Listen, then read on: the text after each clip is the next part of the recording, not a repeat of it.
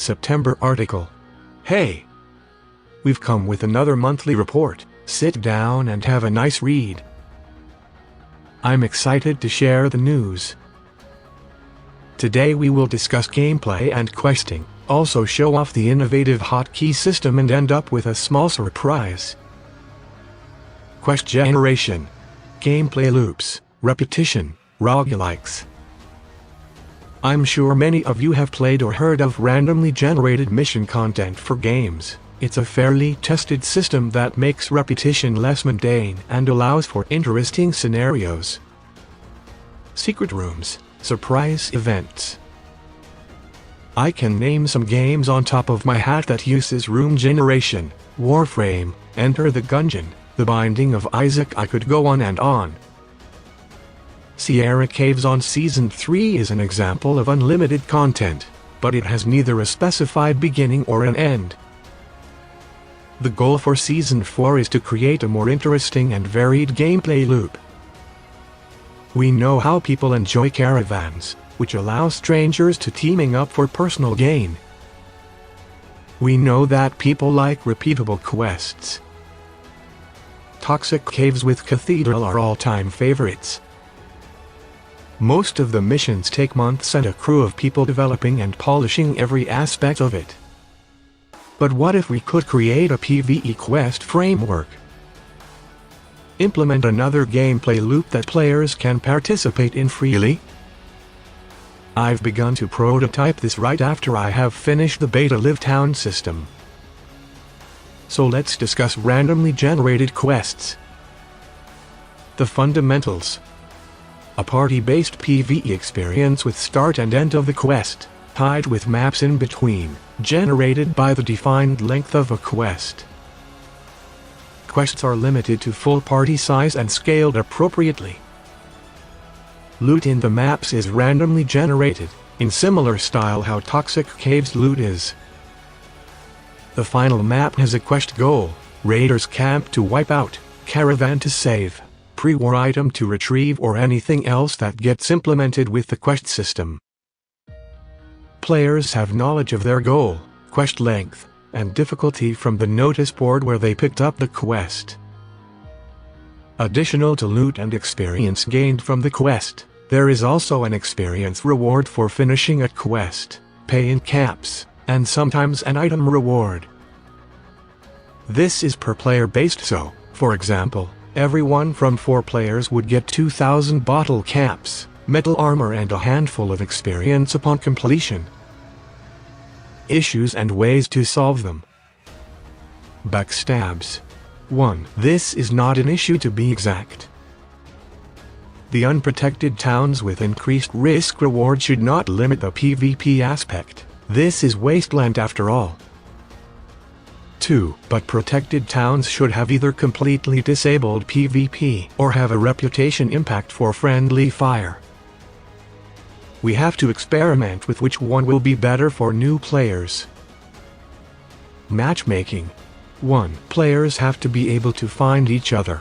This won't be a big issue thanks to global chat and friend private chat. The quest notice boards will be put near main town entrances, and party leader will be able to pick up the quest. This will either result in players teleported to quest location or able to head out to world map and find quest circle. The areas will have memorized who can enter it, and only people that were in the party at the launch of the quest can enter. Player alting to get more of the reward. 1. One of the main goals of S4 is to construct player accounts in such a way to prevent alting. We know we won't be able to fully erase the possibility of that, but we don't want multi-logging to be a vital part of the game. 2. The way to combat it at first glance wouldn't be actually too hard. Notice boards are in dual log protected areas, yet as we mentioned before, anyone who's in the party when picking up the main quest should be able to enter it. It includes people not in location and or on the global map. 3. Multi-logging protection on the map itself? No sense. The reward is upon quest completion. Alts wouldn't have to enter. 4. This is the most vital issue in the whole of FOnline2. A lot of things and rewards in prior seasons got nerfed because multi-loggers are exploiting it, increasing necessary effort for the fair players. 5. This requires a lot of tweaking to not punish a fair player. Quest generation breakdown. The quest builds a grid of maps depending on quest length. Pretty straightforward process. Using the grid as a reference, it creates passages so that players can go in between the maps. Now the quest chooses preset maps to fill the grid. The maps are checked if they have available passage defined in the previous step and added to the possible spawn pool. The maps now get filled with content depending on the player scaling and quest difficulty. Enemy groups are chosen and spawn per maps. Structures like houses and tents, graves, mineable ores and resources like Brock flowers spawn depending on preset map details. Containers containing loot roll or RNG chance to spawn with loot generated inside. Additionally, hazards have a chance to spawn on the map, be it the whole map being irradiated or full of mines bark wraps. Tread carefully. To add some flavor, other maps spawn. Some might be dead ends, some might be a treasure-filled side quest with a whole underground section and rare reward. Think of them as possible special encounters. Let us continue. Now the map is generated. Players can go tackle on their quest. The final map contains the task that has to be completed. Kill a raider leader, save kidnapped civilians, defend pack of Brahmins, or find out whereabouts of the missing caravan. This system has potential. With the community that creates new maps, we can make it more and more varying and interesting. We intend to add permade structures generations, letting small houses, shacks and bunker and chances to spawn. This isn't a goal for the early version, but I shiver when thinking of how much can be achieved. Here's a video of the very early prototype. There is a lot of web stuff in it, but we have most of the above-mentioned steps implemented.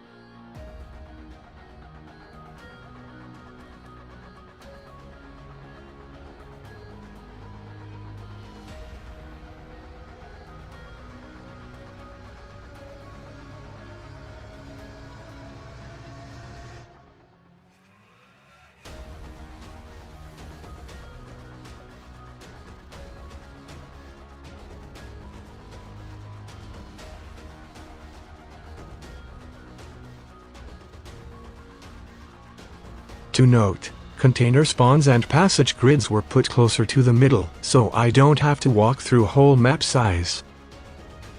Interface. The work on the main game's screen continued. Behold, Hotkey panel. The panel is resizable and has 3 pages, each attached to different hotkey combinations. Hotkey slots will support different items and do different things depending on the item type.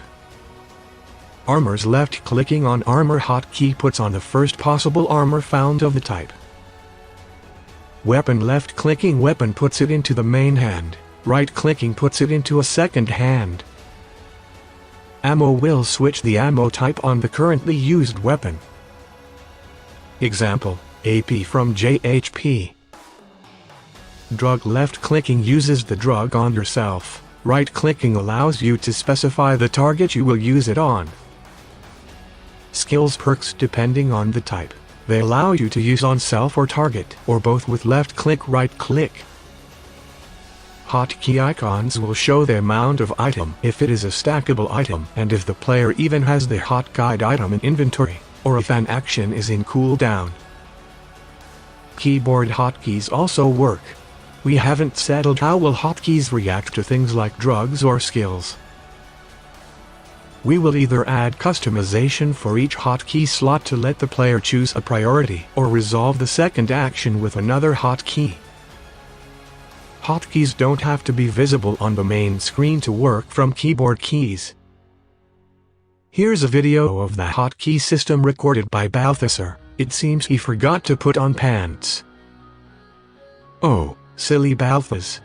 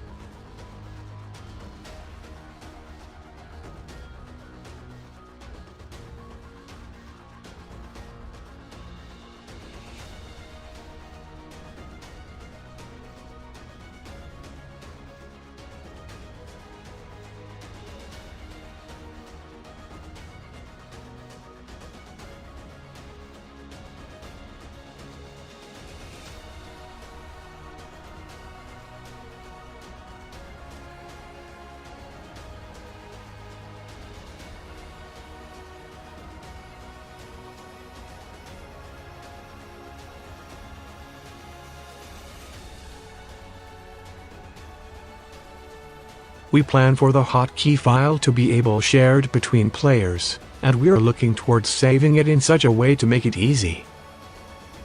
New contributor. An old friend of mine contacted me recently proposing his exceptional art skill to our use. We've barely started to experiment with the scenery, but the results are already amazing. After we master the scenery art style, we will be able to breathe in a new life with fitting map elements created under our vision. Here are some samples. I'm sure you wouldn't guess which one is which without the labels, huh? The notable issue is that original art has a mild contrast, and it is very visible on the table, which used 2 strong dark strokes to separate wood planks, a lesson for the future. And that's all. I will continue working on quest generation for quite a while, as this is a big challenge, so expect more of that in the future.